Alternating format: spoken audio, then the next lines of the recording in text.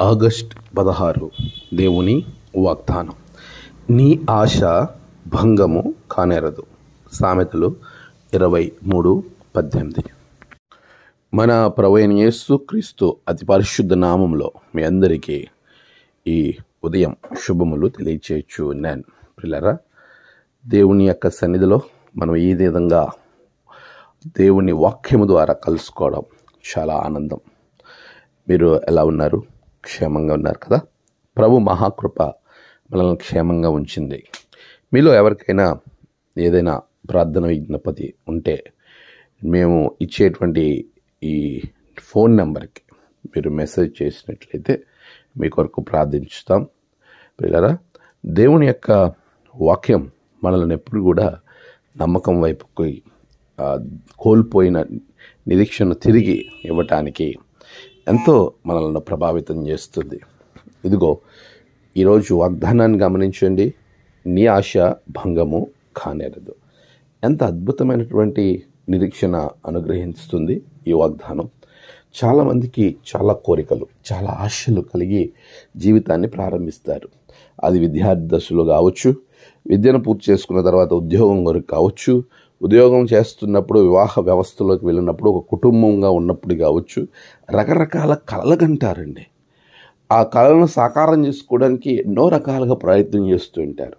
కొన్ని సందర్భాల్లో అవి సాకారం కావు. దానికి కొన్ని కారణాలు మనకు కనబడుతుంటాయి. ప్రధానంగా చాలామంది కళలు లేకపోతే వారి ఆశలు నెరవేర్చబడపోవడానికి ప్రధాన కారణం వారి నిర్లక్ష్యమే. వారు దానికి తగినటువంటి కృషి చేయకపోవడమే. ఈరోజు వాగ్దానాన్ని కనుక మనం ఆలోచన చేస్తూ ఉన్నప్పుడు ఆ వాగ్దానంలో ఎన్నో విషయములు మనతో మాట్లాడుతూ ఉన్నాడు. నిశ్చయముగా ముందుగతి రానేవచ్చును, నీ ఆశ భంగము కానేరదు.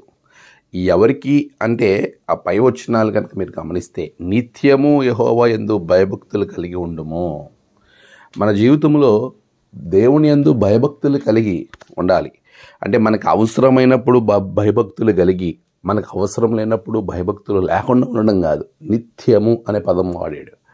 పిల్లరా, ఎవరైతే ఎల్లవేళలా ఆయనతో కలిసి ప్రయాణం చేస్తారో, ఎల్లవేళలా ఎవరైతే దేవుని యందు భయభక్తులు కలిగి ఉంటారో, నిత్యముగా ముందుగతి పూర్వపు స్థితిలోనికి దేవుడు నిన్ను తీసుకొచ్చి, అంటే నువ్వు దేనినైతే కోల్పోయావో, ఇదివరకు ఎంతో బాగుండేది ఇప్పుడు బాగోలేదని బాధపడుతున్నావేమో, దేవుడు ఆ పూర్వస్థితి కంటే ఉన్నతమైన స్థితి నీకు ఖచ్చితంగా తీసుకొస్తానని, నీ ఆశ భంగము కాదు, నేను నెరవేరుస్తానని వాగ్దానం చేస్తూ ఉన్నాడు.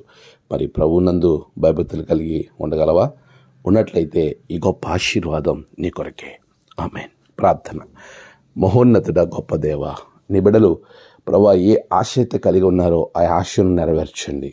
బిడ్డల జీవితంలో ఉన్నతమైన కార్యాలు జరిగించండి. నేడు వారు తలపెట్టిన ప్రతి పని విజయవంతంగా జరిగించండి. వారి ప్రయాణాల్లో తోడుగుండండి. అనారోగ్యంగా ఉన్న వారికి ఆరోగ్యాలు దయచేయండి. ప్రభువా, రక్షణ లేని వారికి రక్షణను అనుగ్రహించండి. నేడు వారి జన్మదినము, వివాహదినము, ఆయా ప్రత్యేకమైన దినములు జరుపుకుంటున్న బిడ్డలకు ప్రభువా నీ కాపుదలు ఇచ్చి వారిని దీవించండి. తమ ప్రియులు కోల్పోయిన వారి కుటుంబాలకు ఆదరణ దయచేయండి. దినదీవులతో నింపి మీరే మహిమ పొందమని యేసు నామమున ప్రార్థించి వేడుకొనుచున్నాం తండ్రి. ఆమేన్. తండ్రి, కుమార, పరిశుద్ధాత్మ త్రియేక దేవుని దీవెన మీకు తోడై నడిపించుగాక. ఆమేన్.